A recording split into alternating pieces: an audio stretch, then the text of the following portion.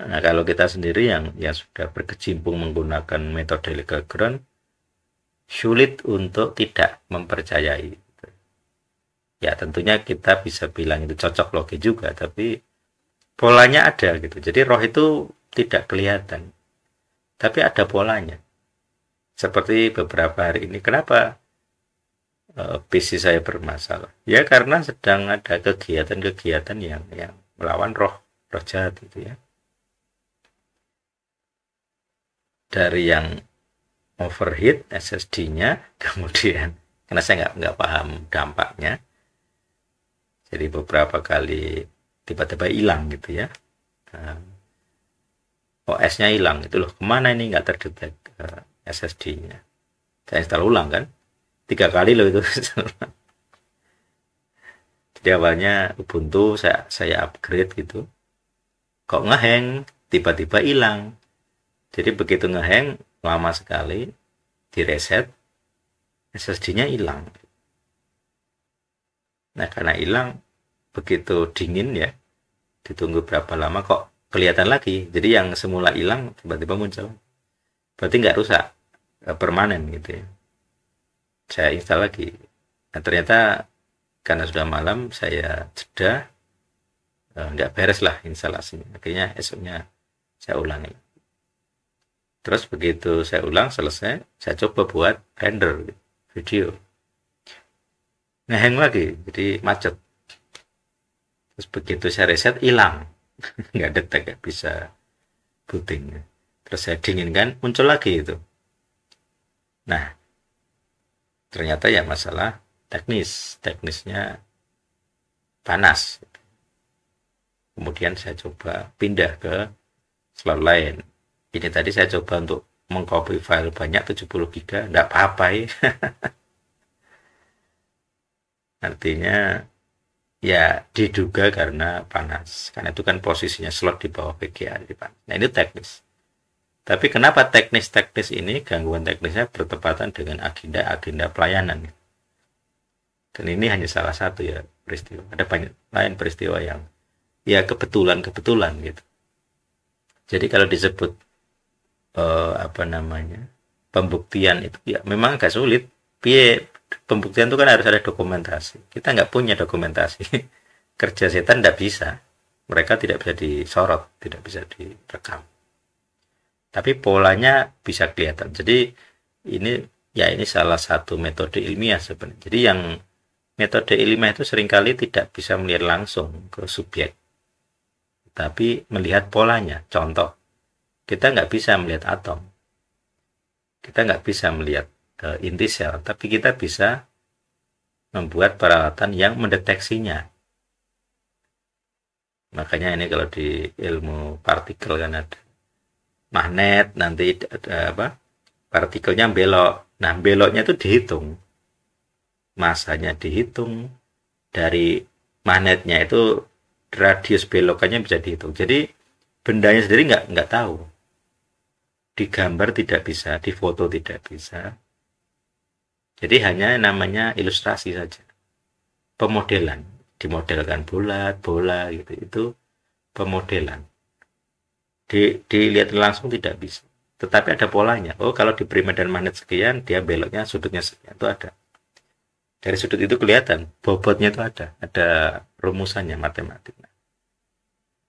Kita juga sama sebenarnya mengenali roh itu juga seperti itu. Jadi ada polanya. Kenapa kalau setiap kali pelayanan kok saya selalu mengalami ini, nah gitu, ada polanya. Nah disitulah kita mengenali, muncullah hipotesis, dugaan. Oh kira-kira ada unsur yang aktif yang melawan saya. Nah kita nggak bisa menggambar unsur ini, nggak bisa. Kita hanya bisa membaca polanya. Hipotesis, dugaan. Sepertinya ada yang aktif menghalangi. Nah, gitu. Ada banyak peristiwa yang pola ini ya. Dari ban yang gembos, dari pelayanan ban yang gembos. Dari pasien mengutuk, oh titenono ya, banmu gembos. Ya bener gembos itu. Jadi ada polanya. Titenono sesuk Ayub ora bakal teko. Akhirnya soak. Ya bener soak. Dicek akinya soak dan ganti akinya. Ini bukan aki saya, beda. Kemudian ada juga kami pernah eh, jam 8 depresi bareng. Jadi acaranya jam 10, kami berangkat, kami ketemuan, kemudian sebelum sampai ke tempat, saya tanya, kamu jam 8, aku tadi kok jam 8 kok agak stres ya? Ayo bilang, iya, iya mas, podo jam 8 juga ada pemikiran-pemikiran stres. Nah inilah contoh, hipotesisnya, dugaannya adalah stres yang roh, setanik. Bukan medis. Karena terjadi ketika melayani. Di jam yang sama, bareng pula. Nggak hanya saya. Tim yang menemani juga sama. Jamnya sama. Itu. Peristiwa lain misalnya kecelakaan. Harusnya ikut pelayanan, ternyata batal kecelakaan. Beberapa kali peristiwa. Atau sakit ya. Ada yang kecelakaan, ada yang sakit. Nah sekarang tim penerjemah juga ada ini. Saya nggak tahu, kritis ya. Kakaknya salah satu tim penerjemah sedang kritis ya. Di minggu ini. Yaitu pola-pola itu ya. Sendiri tidak. Apa ya. Kalau dibuktikan ini akibat proyek-proyek El Sadik ya. Ya sulit. Tetapi ada pola itu ya. Dulu di awal-awal kita tim penerjemah di Februari ya. Kan ada 2 ya. Nah ini yang saya bahas tadi penerjemah 1 ya, ya sekarang penerjemah 2. Penerjemah 2 juga keluarganya sakit. Stroke. Ibunya stroke. Akhirnya meninggal bulan lalu. Di minggu dia mulai ikut, itu ibunya stroke. Jadi dia ya kesulitan. Baru juga mulai. Sudah harus merawat ibunya. Nah, ini makanya kalau di tim-tim El Sadik, kalau saya bergerak ada proyek, biasanya ada efek sampingnya, bahasanya efek samping. Jadi ada peran roh. Secara prinsip kenapa masih kena? Ya pasti ada masalah. Jadi kalau ada kegiatan El Sadik kemudian ada yang laporan entah kecelakaan, entah sakit, entah stres atau macam-macam. Biasanya orang hanya mengeluh, ini gabung di El Sadik kok isinya penderitaan. Pengennya hidup enak malah menderita. Ini bagaimana? Kenapa Tuhan tidak bisa melindungi saya? Katanya Maha Kuasa.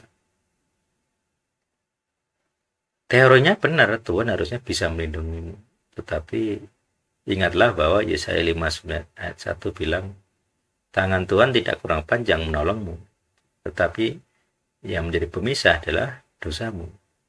Jadi Tuhan sebenarnya tidak kurang cara, tidak kurang kuasa untuk menolong kita. Tapi kok kita kena? Kalau saya melayani kok kena petaka?